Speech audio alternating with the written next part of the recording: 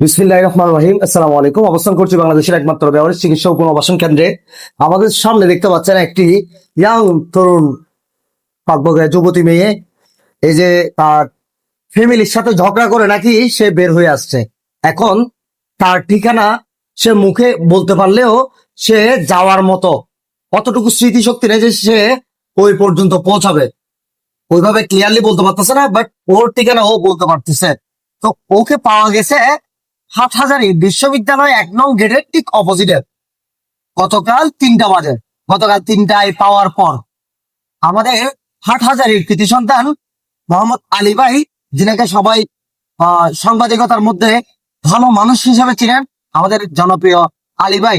আলী ভাইয়ের মাধ্যমে ওনারা একটা ভিডিও করে থাকেন। ভিডিও করার পর আলী ভাই ওনাদের পরামর্শ দেয় হাটহাজারী থানা বরাবর যাতে করে জানানো হয়। হাটহাজারী জানানোর পর আমাদের ব্যবহারিক চিকিৎসা ও পুনর্বাসন কেন্দ্রের ঠিকানা দেয় ওনারা থানায় গিয়ে একটা জিডি করে। আমরা জিডি কপি ছাড়া কোনো পেশেন্ট রাখি না, সেক্ষেত্রে জিডি করে আমাদের এখান পর্যন্ত ওনারা নিয়ে আসেন।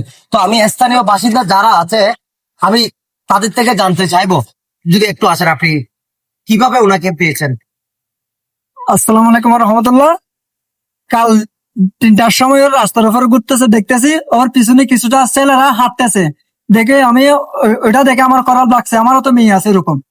আমি কি করলাম, রং সাইডে গিয়ে আমার গাড়িটা ঘুরে রং সাইডে গিয়ে মেয়েকে ওখান থেকে নিয়ে আসলাম। নিয়ে আয় কি করলাম, আমাদের গ্রামে নিলাম।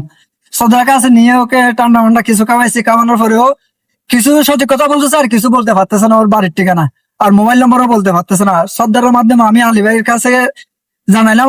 আলী ভাই একটা নিউজ করছিল, নিউজ করার পরে দিয়ে আসবে যেন কোনো খোঁজ খবর পাই নাই, তাই আবার এখানে আনলাম। আসসালামু আলাইকুম। আসলে এই ভিডিওটি যারা দেখবেন সকলেই শেয়ার করবেন। আপনার একটি ক্লিক, একটি শেয়ারের কারণে হয়তোবা তার পরিবারের কাছে সে ফিরে যেতে পারবে। তাই আপনারা সকলে ভিডিওটি শেয়ার করবেন যাতে করে তার পরিবার পর্যন্ত ভিডিওটি পৌঁছায়। এবং এইরকম ইয়াং যুবতী মেয়ের পিছনে দেখেন, আমাদের বর্তমান সমাজ খুবই খারাপ। হাজার হাজার দর্শন হচ্ছে কিন্তু দর্শনের কোনো বিচার পাচ্ছি না। আমরা এত করে চাওয়ার পরও এখন দর্শক পর্যন্ত উল্টে যায় হুট করে, অথচ সে স্বীকারোক্তি দিয়েছে এরপরও উল্টে যাচ্ছে। বর্তমান বাংলাদেশে আমরা দর্শনের কোনো বিচার পাচ্ছি না। তাই এরকম ইয়াং যুবতী মেয়ে দেখলে আপনারা আপনাদের হেফাজতে তাকে থানার মধ্যে হস্তান্তর করবেন। থানা এরপর একটা ব্যবস্থা করবে, যেহেতু রাষ্ট্রীয় দায়িত্বের মধ্যে এটা পড়ে। বা আমাদের নীতি নৈতিকতার জায়গা থেকে আমরাও যাতে এইরকম কোন যুবতী মেয়েদের যদি রাস্তায় ঘোরাফেরা করতে দেখি, আমরা দ্রুতভাবে তাদেরকে তারার মধ্যে যাতে হস্তান্তর করে। আমার পাশে দেখতে পাচ্ছেন আমার এক মা আছে, উনি সহযোগিতা করে এই মেয়েটিকে নিয়ে আসেন। কালকে থেকে সারাদিন ওনারা পরিশ্রম করছেন। আজকে ঠিক এই ব্যবহারিক চিকিৎসা ও পুনর্বাসন কেন্দ্রের টাইম হলো, আমাদের সিট সংকট আপনারা হয়তো জানেন।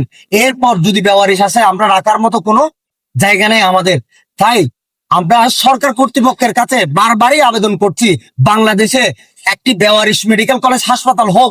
যদি তাও না হয়, যতগুলো সরকারি মেডিকেল কলেজ হাসপাতাল আছে ওইগুলোর মধ্যে একটি করে ওয়ার্ড এই বেওয়ারিশ মা বাবা ভাই বোনদের জন্য বরাদ্দ করা হোক, যাতে করে কেউ রাস্তার মধ্যে এরকম পড়ে থাকতে না হয়। ভাইজান, আপনাদের কেমন লাগছে ওনাকে এখানে তুলে দিতে পেরে?